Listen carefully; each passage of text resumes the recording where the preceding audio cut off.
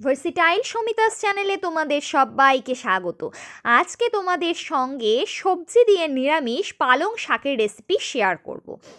তো প্রথমেই আমি কড়াতে তেল দিয়ে দিয়েছি। এরপর দেখো আমি একটা তেজপাতা আর একটা কাঁচা লঙ্কা দিয়ে দিলাম।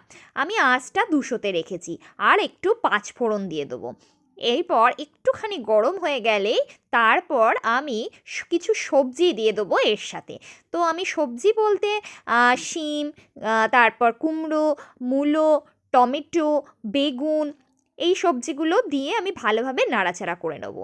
আর এই সবজিগুলো আমি কিন্তু আগেই কেটে ভালো করে ধুয়ে রেখেছিলাম। এরপর একটুখানি নুন আর হলুদ দিয়ে দিলাম। তো সবজিগুলো হতে থাকুক আস্তে আস্তে। আমি সেরকম হলে একটা ঢাকা দিয়ে দেবো। তো ঢাকা দিয়ে দিলাম। এরপর দেখো ধুয়ে রাখা পালং শাক কাটা ছিল, আমি কেটেও আবার একবার ধুয়ে নিয়েছিলাম পালং শাকগুলোকে। তারপর কড়াতে দিয়ে দিলাম। এরপর 1 চামচ ধনে গুঁড়ো আর 1 চামচ জিরে গুঁড়ো দিয়ে দিলাম। তো 1 চামচ ধনে আর 1 চামচ জিরে দিয়ে আস্তে আস্তে আমি 2টো কাঁচা লঙ্কা দিলাম, দিয়ে এবার নাড়াচাড়া করতে থাকবো। তো পালং শাক হতে হতে আস্তে আস্তে জল ছেড়ে দেবে।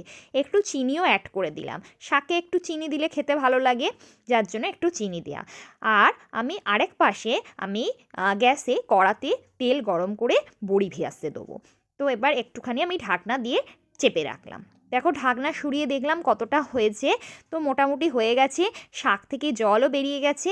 আমি কিন্তু সর্ষে বেটেও রেখেছি, তো সেই সর্ষে বাটাটা আমি একটু পরে অ্যাড করে দিলাম। চলো আগে বড়ি ভাজাটা তোমাদের সাথে দেখিয়ে দিই। তো কড়াইতে আমি তেল গরম করতে দিয়েছি, তেল গরম হয়ে গেছে। এবার বড়িগুলো দিয়ে দিলাম। দেখো বড়িগুলো দিয়ে ভালো করে একটু লাল লাল মতো হয়ে গেলেও আমি বড়ি ভাজাটা হয়ে যাবে। আর বড়ি ভাজার সময় কিন্তু একটু নুনও দিয়েছি। এবার যে বলে রাখলাম যে সর্ষে বেটে রেখেছি, সর্ষে বাটাতে কিন্তু একটু আদাও দেওয়া আছে। তো ওই আদা দিয়ে সর্ষে বাটাটা আমি পালং শাকের মধ্যে দিয়ে দিলাম। বড়ি ভাজা হয়ে গেছে লাল লাল করে।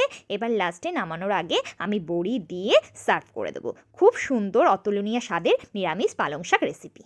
Please like, share and subscribe my channel.